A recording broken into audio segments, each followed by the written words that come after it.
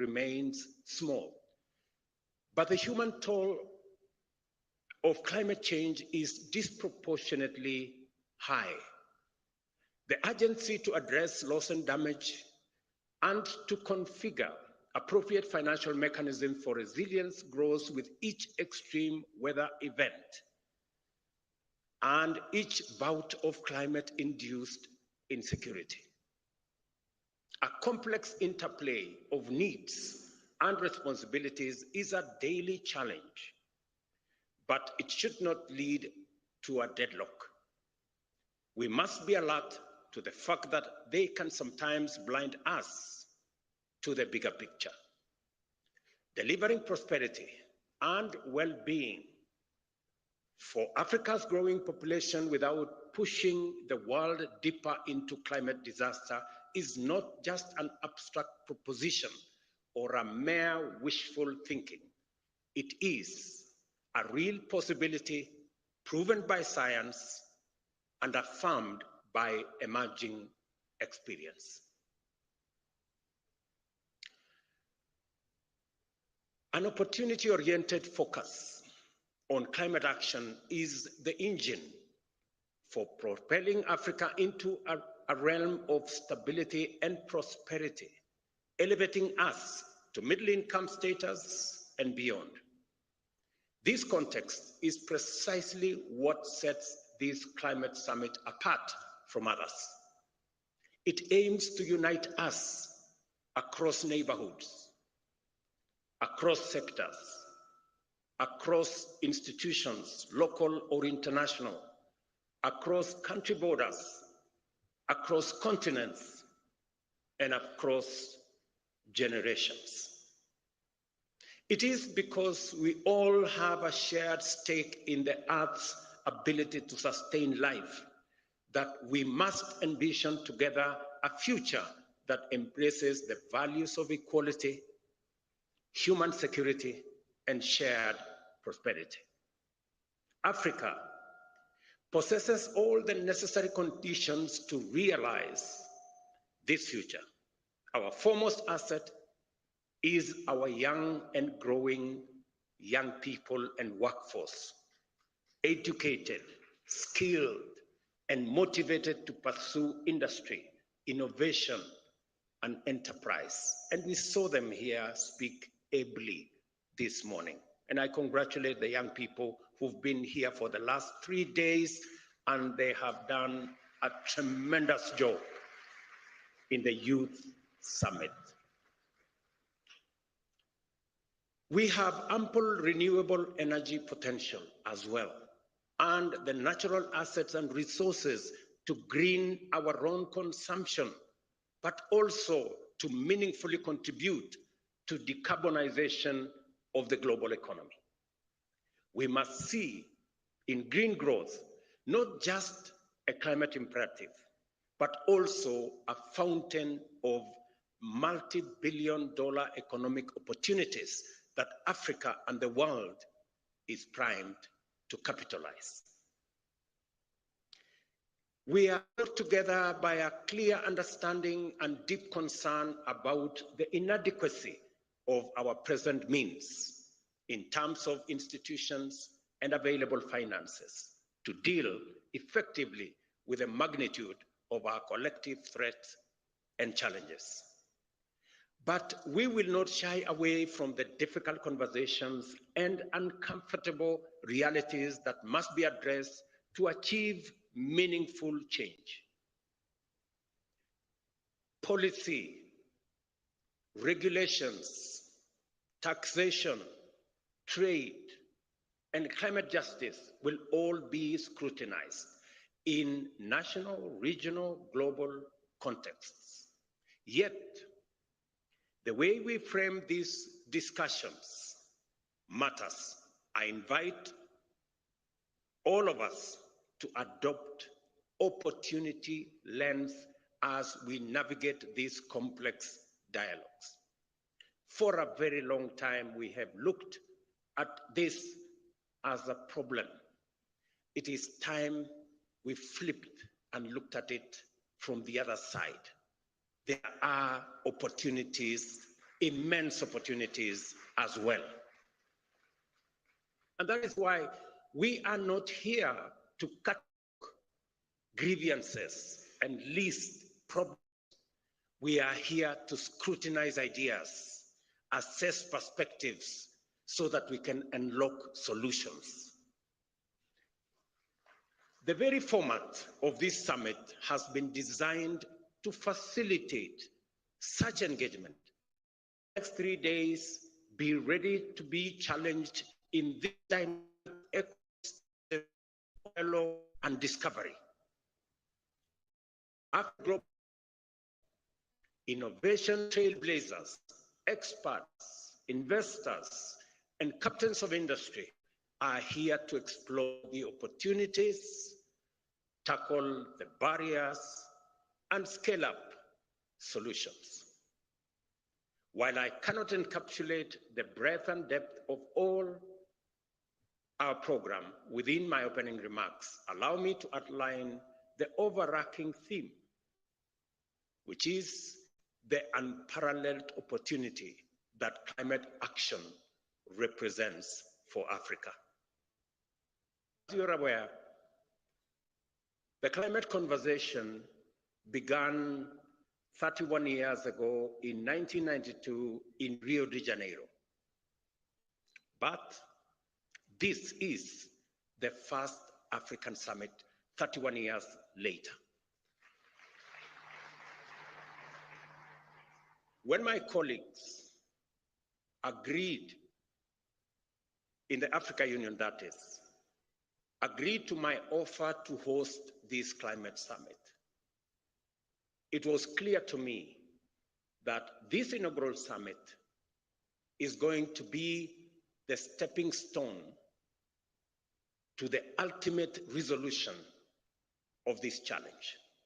The reason why possibly we haven't made much progress is because Africa had not consolidated and assembled its ideas and brought them to the table. I am confident that now going forward, we have all what it takes to create a win-win outcome out of this very intense conversation about climate change. This occasion summons us to contemplate the full range of possibilities that can be unleashed by directing investment and appropriate technology maintenance, abundant resource endowments.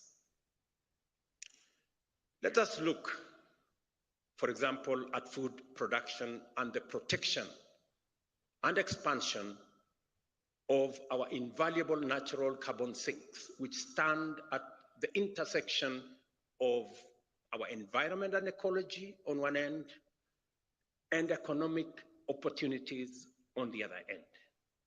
Since 1961, Africa has witnessed a 1/3 reduction in agricultural productivity due to climate change, a stark reminder of the urgent need for adaptation. Yet, much of the world is just waking up to the merits of restorative agriculture, a practice that already resonates with African farming practices. By building on the wealth of indigenous knowledge, we can scale, enhance, and even monetize our agricultural systems. This enables us to unlock the huge potential in our agricultural land assets, representing 2/3 of the world's uncultivated, underutilized arable land, to feed our growing populations and to do so in harmony with our invaluable natural carbon sinks.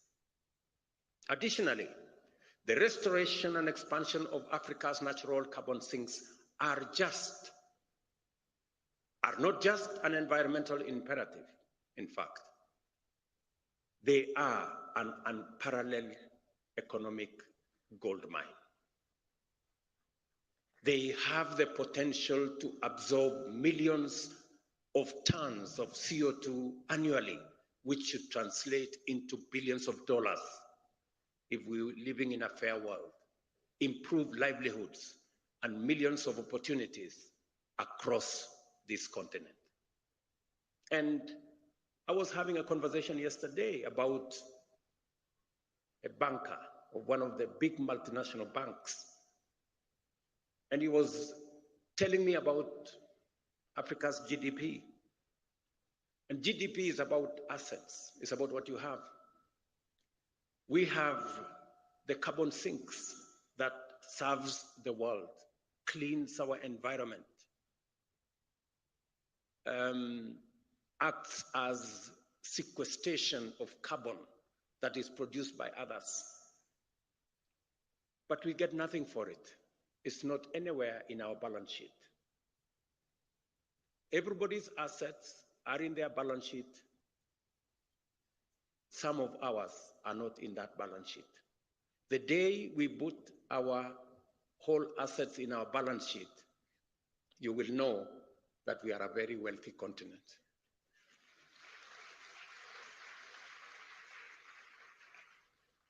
And let me say, we do all that, but it doesn't count for much. But we do it anyway, because we love this world, because it's our home. And that is why the conversation of North versus South must come to an end. Who did what? It's not a conversation that we have the luxury to engage in, because when the apocalypse happens, it will happen for all of us, for the entire humanity. Let me say this. We do this, and all of this comes while safeguarding our biodiversity. We are careful to make sure that that is in place. Our renewable energy resources are not just environmental necessity. They are the ultimate catalyst of radical socio-economic prosperity. They can fuel sustainable development, drive economic growth, create jobs, and also uplift millions from energy poverty, all while reducing our carbon footprint continentally and globally. The possibilities are not just promising, they are transformative. Africa can power all our energy needs with renewable resources. The continent has enough potential to be entirely self-sufficient with the mixture of wind, solar, geothermal, sustainable biomass, and hydropower. In Africa, we can be a green industrial hub that helps other regions achieve their net zero strategies by 2050. In other words, what I'm saying is unlocking the renewable resources that we have in our continent is not only good for Africa, it is good for the rest of the world.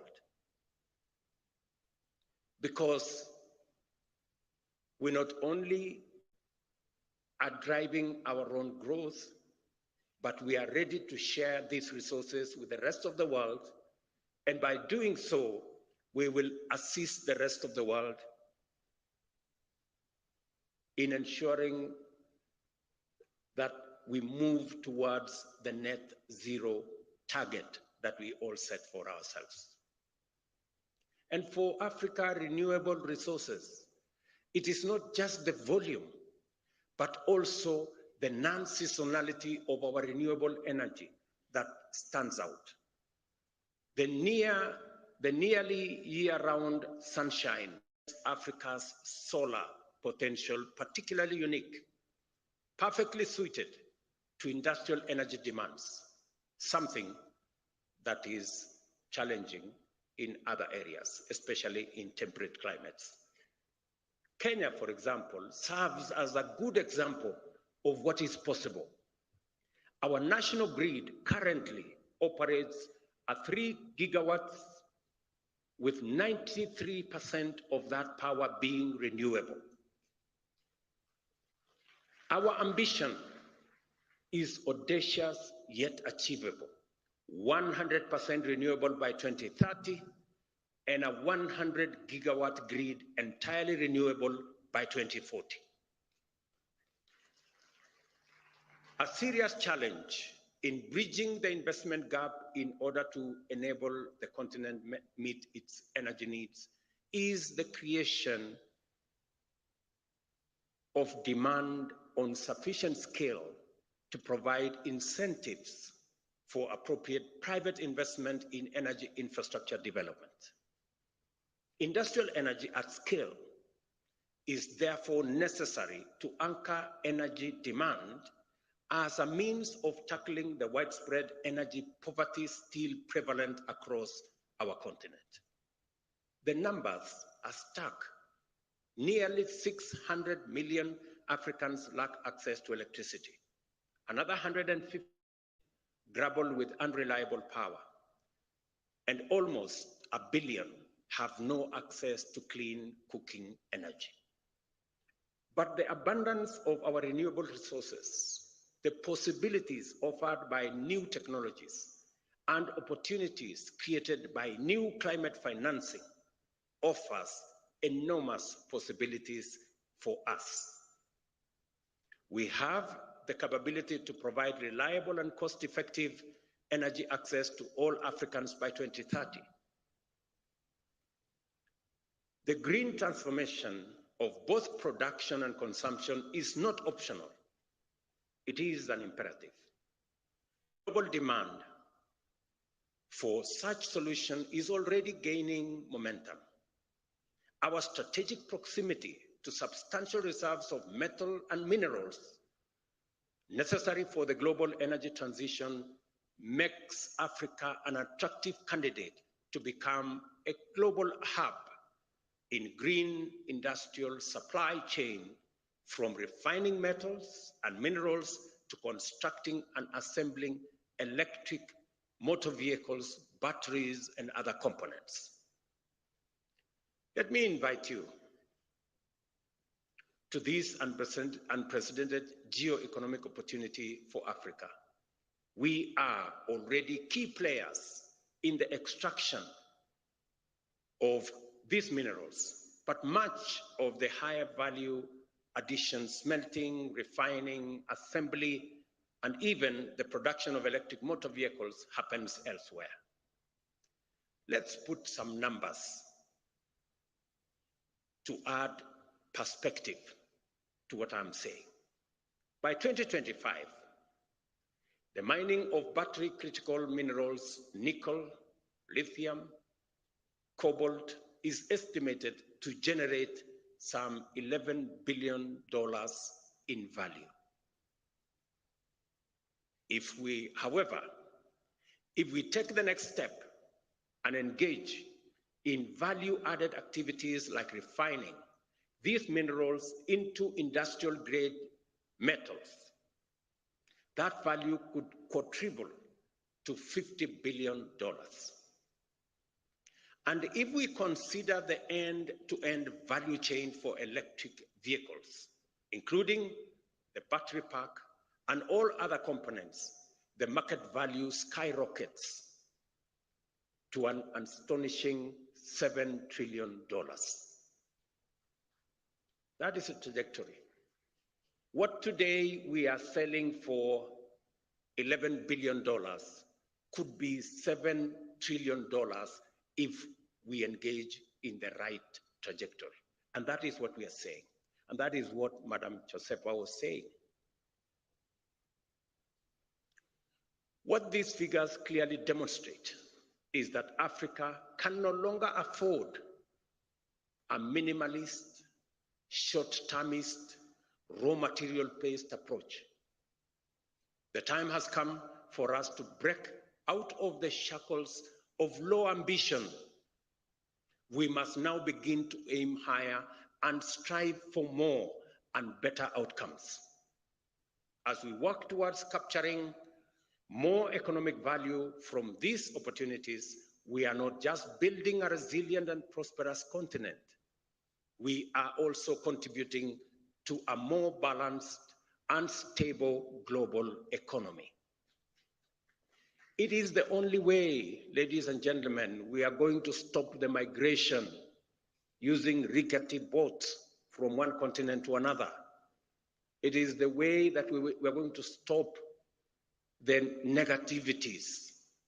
We need to balance our development, and we have the assets to do it, and we have the ambition to do it, and we want to do it together.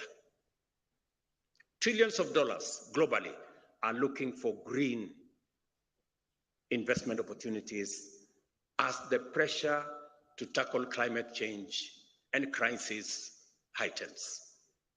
Africa holds the key to accelerating decarbonization of the global economy. It is a statement of fact. Africa holds the key to decarbonizing the global economy, whether it is industrialization, whether it's manufacturing. We are not just a continent rich in resources. We are a powerhouse of untapped potential, eager to engage and fairly compete in the global marketplace. Consider this. Every year, Africa needs to generate approximately 30 million jobs, new jobs for that matter, to accommodate its rapidly expanding workforce. These are not just numbers. They are not just statistics. These are 30 million opportunities to build our future, 30 million dreams that can be fulfilled through climate-proof avenues of growth, and 30 million steps towards shared prosperity. The examples I have shared with you are not mere statistics. They are pragmatic routes for Africa to not only participate in the global economy, but to excel and to grow. I accept that it is one thing to say what is possible, and entirely another to make it happen. For example, infrastructure is expensive. It needs finance and finely tuned policies to attract investors. It needs technical know-how and agile institutions. A major concern that we all know and we all appreciate is cost of capital in Africa, acting as a most prohibitive barrier to our progress. Private investors charge high premiums driven by both real but mostly perceived risks. It is not a secret that we are paying at least 5 times as much as advanced economies to borrow from the financial markets. It's a fact, documented. Like many of us, a few years ago, I would have believed the challenges were too great and the barriers too high. Today, I see them differently, as mere tests of our collective will and ingenuity. We should develop effective policies and regulations that catalyze investment and entrepreneurship and unleash the creativity of local business. We must transform Africa's resource wealth from mere potential into real opportunities by directing large-scale investments that will actualize the possibilities that exist and await our citizens in present and in future generations. Let's make no mistake, however, we have no choice but to approach this colossal task with clear minds and open eyes. A lot needs to happen before Africa can live up to its full potential of providing climate solutions for its citizens and to the entire world. Over the next few days, I have no doubt that African leaders seated here and our friends from elsewhere will be open, honest, and direct about what we can commit and bring to the table, and the type of the collaborations we need from our global partners. My call to everyone present in this historic summit is for us to work together and converge our efforts on African priorities. I urge everyone to make a contribution to our generation's unprecedented and highly consequential endeavor to catalyze climate action in a spirit of candor, collaboration, and courage. Let us imagine a pathway for different financial structures that can deliver on Africa's goals. Let us commit to invest in viable solutions presented by renewable energy, green industrialization, climate-smart agriculture, and nature conservation. I am confident that we are all inspired by the possibilities before us and galvanized by the demands of this critical time to engage productively, collaborate successfully, and conclude the Africa Summit with a Nairobi Declaration on green growth and climate finance agenda that will commit us to pursue a climate-positive path to propel Africa's economy and promote job creation in a manner that limits our emissions and aids global decarbonization efforts. Excellencies, ladies and gentlemen, friends, this summit is a moment to imagine a bold and radically affirmative African future. We are here to envision a continent that links markets and connects resources with demand, unlocking massive economies of scale, a continent that offers an economic backbone for a decarbonized world, a continent that thrives and shapes climate-proof future for all. So, as we immerse ourselves into the array of complex issues during the summit, let us fix our gaze firmly upon the horizon of possibilities. The future is not just something to hope for, neither is it something to merely wish or wait for. The future is for us to conceptualize and actualize, starting now. That is what we have come to do at the Africa Climate Summit. Welcome to the future, and I thank you.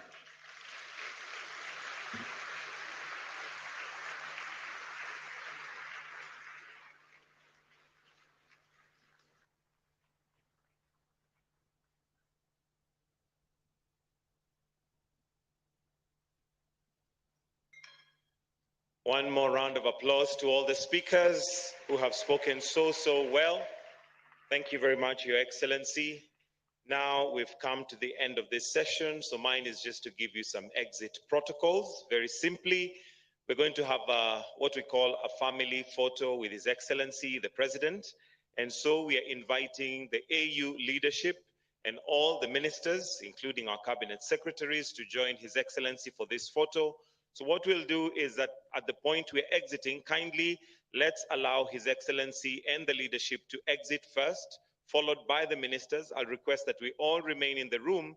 Then after that, we will be free to take a short break. But for now, we'll all be upstanding kindly as we allow His Excellency, the President, the AU leadership, and the ministers to proceed to the photo shoot. The photo will be taken at the main entrance to KICC. We do have some protocol officers who are going to guide us on that. So we proceed to the main entrance of KICC, where we have an arrangement for all the ministers together with His Excellency the President to take the family photo. Otherwise, have yourself.